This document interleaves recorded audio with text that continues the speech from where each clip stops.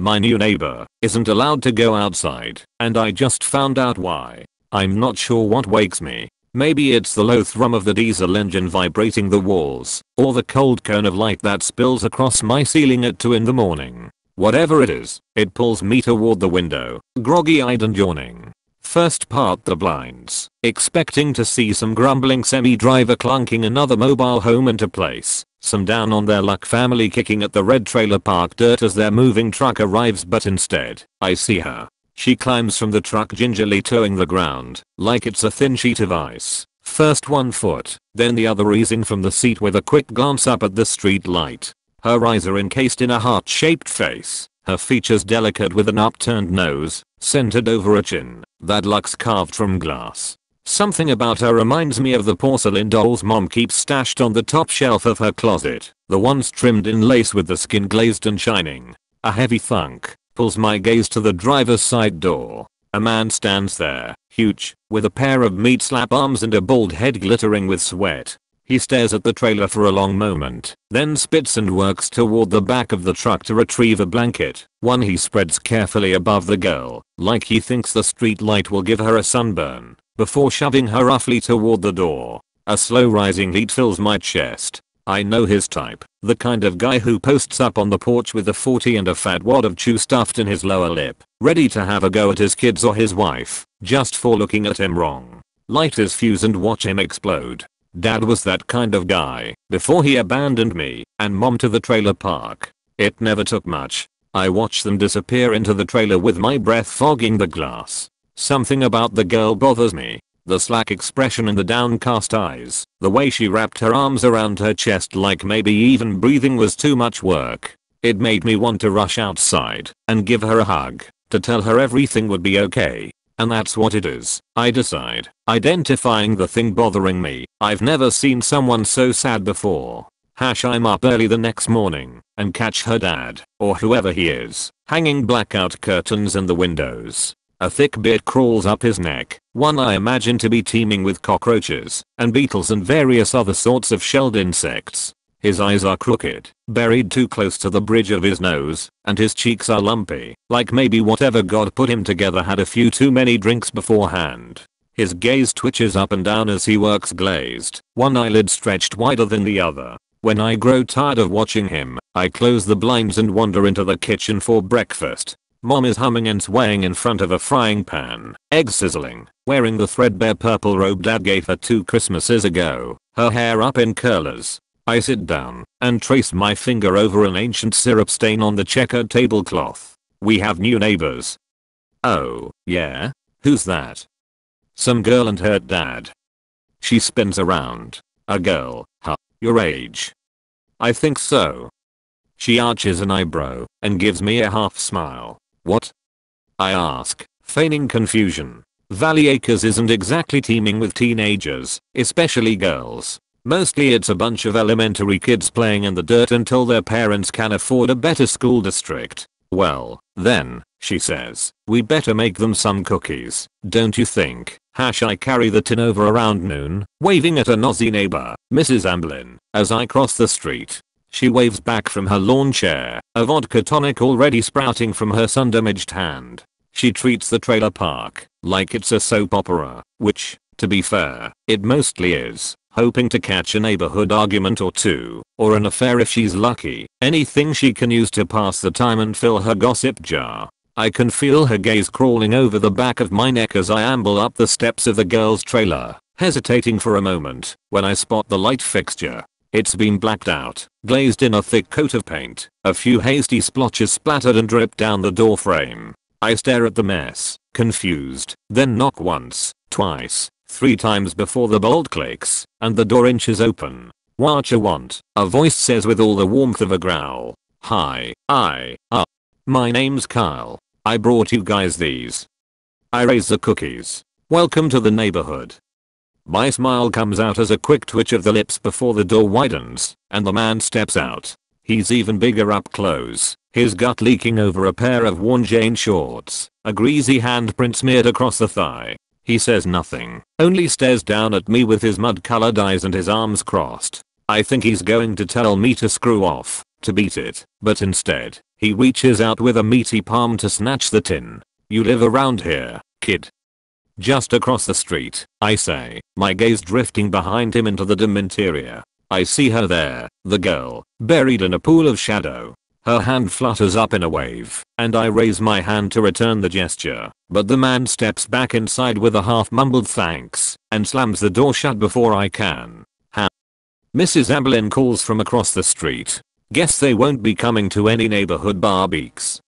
I roll my eyes at her, annoyed but hopeful, because I'm pretty sure the girl smiled at me before the door closed. A few nights later, I sneak back across the street with a handful of pebbles and toss one at the window I think is hers. I'm coiled behind the hedgerow, ready to run if it's not, but on my fourth try, the curtains part, and I exhale as she peeks through. I stand and raise a hand, feeling stupid, like I'm in one of mom's cheesy romantic comedies. The idiot kid waving up at the girl from the lawn, except in this version I'm pretty sure the girl's dad would kill me. She cracks her window, her face framed by an oil slick of dark hair. "What are you doing?" Never got your name. From the other day." Her eyes narrow. "I never gave it." "Yeah. Sorry. It's just Winter." "Huh. My name is Winter." "Winter. Beautiful. It fits. I'm Kyle." "I know. I heard." "Oh. Right." Idiot. The corners of her lips curl higher, and I can't help but notice her skin is the color of moonlight. "So," I say, trying to recover, "me and some friends are heading up to the lake in the morning. You wanna tag along and meet a few of the other kids around here?" She blinks, her smile wilting. "I can't." "Why not?" My daddy won't. A pair of headlights flash over my shoulder and send her scurrying into the black of her room. She reappears a moment after they pass, her face tight, her gaze ticking over the road behind me. I just can't. I gotta go. My dad might hear us. Thanks for the cookies, though. Wait. You maybe want to talk again sometime, like this? Her forehead tightens, and she pulls a slice of cheek between her teeth with a tentative nod. Sure, I'd like that. Tomorrow. But wait until 11, okay? My dad is usually passed out by then. With that, she disappears, and I float back to my trailer helium happy, struggling to focus on anything other than my rapidly beating heart. The day passes like quicksand. I skip the lake and help mom patch a hole in the drywall the size of dad's fist, another memory of him sanded away. Good riddance. If only it were always so easy, a bit of sandpaper and some elbow grease, so she could forget him forever. But I know she can't. His shadow is buried in the curve of her once broken nose and the way she flinches at sudden sounds, like he might leap out of the closet at any minute, fists bared. Bastard. I hope he stays gone forever. If he doesn't, I don't know what I'll do. I don't like to think about it. All I know is I'll never let him hurt mom again. Ever. After dinner, I kill a few hours playing some Atari and then tick off the rest watching the hour hand circle the clock in my room. When it hits 11, I slip through the living room past mom, who's snoring away in front of some late night talk show, and make my way outside and across the street. Winter is waiting for me this time, her window sliding open at my approach. "Hey," she says softly. "Hi," I reply, my palms already sweating. So, we are not toward her dad's room, are we? But she tucks a glossy lock of hair behind her ear. "Yeah, he's asleep." A warm buzz runs through me. We have time. "So, where you from?" I ask. The answer is Stockbridge, Massachusetts, her fifth move in the last 4 years. She likes indie music and fried pickles and wants to travel to Alaska someday to see the glaciers and the humpbacks. I tell her a little about myself. I can't wait to graduate and move to Austin to start a career in computer programming, do anything other than work in the oil fields like dad did before he left. I talk about him a little too the next night. Tell her how he chased some greasy haired waitress to Houston and how me and mom are better off with him gone. Stuff I would never tell anyone else, but for some reason just seems to slip out around her. She does the same, fills me in on how her mom died of cancer when she was 5 and how she inherited her mother's allergy to the sun. It has something to do with ultraviolet light. It's the reason her dad won't let her out of the trailer, because she'll burn in seconds. She says he cares, that he always does what's best for her, but the way her mouth tightens when she talks about him gives me doubts. On the fourth night, she waves me closer with a playful flip of her wrist. Hey, you wanna see something cool? I nod and edge through the shrubs toward her window, my skin buzzing. When I draw close, she fades into her room and swirls back, after flipping on a small lamp near her bed. Scarlet light bleeds through the lampshade, painting the walls in a mix of crimson pink tones. Her room is bare, save a few posters tacked here and there, one of a mare tossing its mane, and another of Yosemite's half dome at sunrise. Watch this, she says, raising her hands. She laces her fingers together, and a shadow spreads over her door. It's a bird, something a kindergartner would draw in art class. But then she flutters her fingers and the shadow grows, transforming into a lush set of wings followed by a bloom of tail feathers and a beak. She curves her arms, hands flapping, and the shadow actually flies across her ceiling, the motion so fluid, so lifelike, I almost expect it to burst through her window. Then, without warning, the shadow rips down over her wall straight toward me. I stumble back and trip over a row of flower pots at my feet. Several crash to the rocks. Winter flashes me an oh god look, her eyes snapping wide as a door smacks open down the hall. Go, she hisses, whipping the curtains shut. I dive into the hedges instead. I don't have time to run. Her old man would hear me for sure. He barrels into her room, his voice angry and dripping sleep. The hell's going on in here? Why's the window open? Winter says nothing, and I imagine his concrete gaze surveying the walls, the floor, looking for something off, something not quite right. I hear her curtains tear open a second later, and I try to still my breathing despite the swarm of mosquitoes ravaging my neck. I twitch as one bites, and I'm sure he's seen me, is about to jump over the windowsill and snap my neck, when Winter speaks. I was hot. I needed some air. Silence. Then, and the pots. I heard a cat. She's cut off by the unmistakable sound of a slap, flesh on flesh, followed by a sharp cry. I cringe and pull my fists in my lap. Hard. Asshole. You're lying, he says, fury creeping into his voice. Don't you lie to me. No, I promise. It's that boy, ain't it? The one that came by the other day.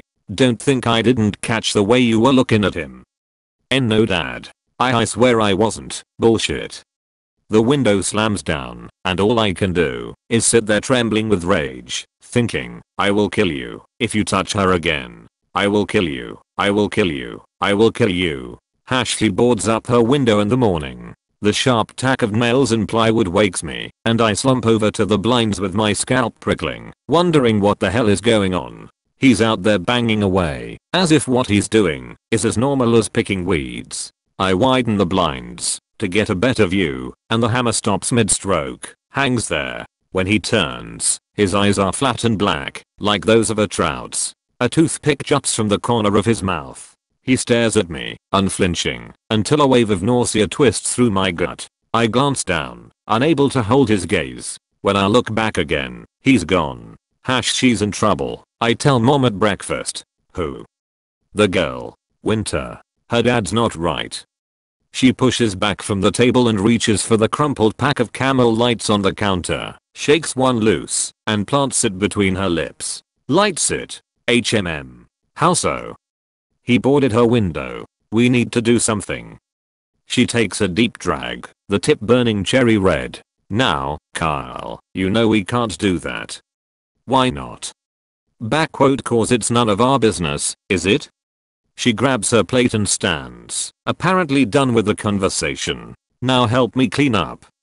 And there it is, the broken piece of heather piece that kept Dad around long after she should have cut him loose. I grab my plate and toss it in the sink, my fork clattering to the floor. She spins on me, voice sharp. Kyle, what's gotten into? But I'm already gone, storming back to my room. It doesn't take long to figure out his pattern.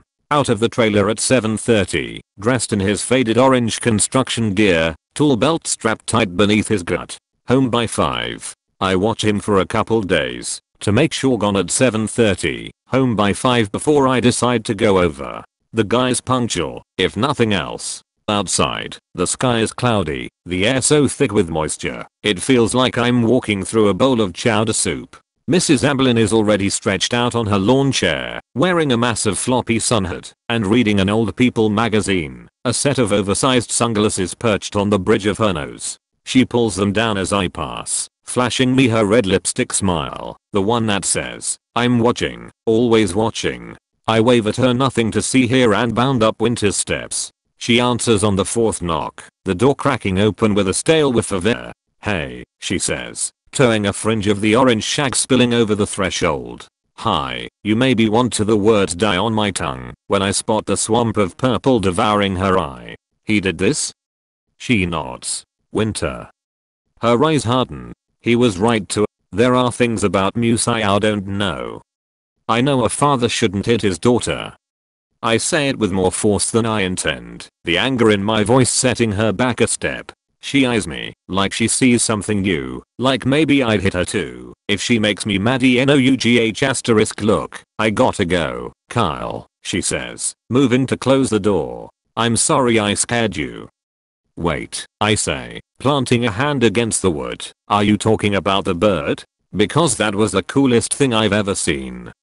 I'm not lying. It's all I've thought about the last few days. How the hell she did it, the rush of feathers and that liquid smooth motion as it flew across the wall. Her face lights up, a pale sunrise, like that first warm glow of the day when everything is bursting with promise. I take a chance and grab her hand the first time I've touched her, her palm cool against mine, and tug her toward the door. "What are you doing?" she asks, not really resisting. "Let's go to the park for a bit. It's right down the street." She looks skyward with a hard swallow. "I can't. The sun, it won't do anything." I swing up the umbrella I brought, Mom's white and yellow striped one. "And besides, it's cloudy today. No sun, see." I step aside for her to look out, which she does with a quick glance up at the bank of clouds foaming overhead. "I don't know." "Come on," I plead. "When's the last time you had some fun?" "It's been a while." I give her my best puppy dog eyes and curl my hands over my chest like a set of paws. "Pee please."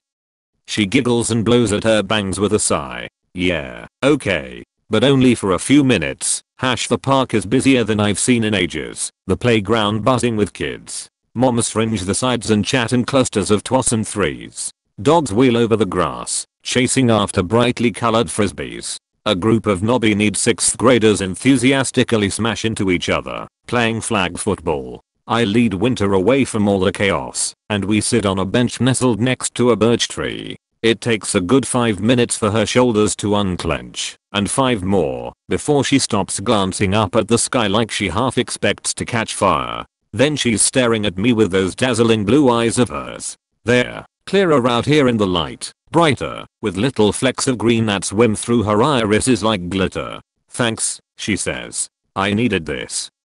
Her hand slips into mine, and my heart beats a little faster. I figured.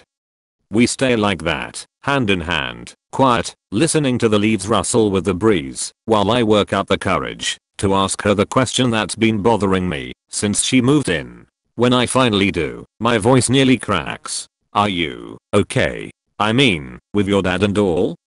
She blinks, sighs. "He means well. He's a little overprotective after what happened to Mom." "With the cancer?" Her eyebrows arch, like she doesn't know what I'm talking about, then settle quickly back into place. "Cancer? Yeah, I mean, sort of, but it's more than that. It's..." She rubs her arms and glances around like she just realized she was outside. I can't talk about it. I should go. "I'm sorry, Kyle. This was a mistake. I'm not safe for you." My mouth unhinges. "Not safe for you?" I'm about to apologize and tell her I overstepped when a football thumps down near the bench. A boy runs up to retrieve it, his cheeks puffing red beneath a pile of rice-colored hair. "Sorry," he says, bending to grab it. "We were just..." He trails off, his eyes flicking first at Winter, then at me, his mouth agape. What is that?" he asks, pointing at Winter's feet. It takes me a moment to see what he does. Winter's shadow rippling in the grass, moving like the surface of a pond disturbed by a rock. I blink at it and rub my eyes. It's still there when I open them, wavering, expanding across the turf like an anorexic version of Winter. The arms are unnaturally long, the fingertips wire thin and quivering. She gasps and stumbles back, tripping as she does. The umbrella flies from her hand and her shadow writhes in the sudden spray of light, the umbra boiling as tongues of flame spark around its edges. It's then I realize the sun has burned through the clouds. The shadow's arm slithers through the grass toward the boy and wraps around his ankle. A flurry of thin bone fingers curl over his shin and slide up his thigh. His mouth peels open in a shriek a second before he rips past me backward through the grass toward the shadow's jaw. Help me. Help me.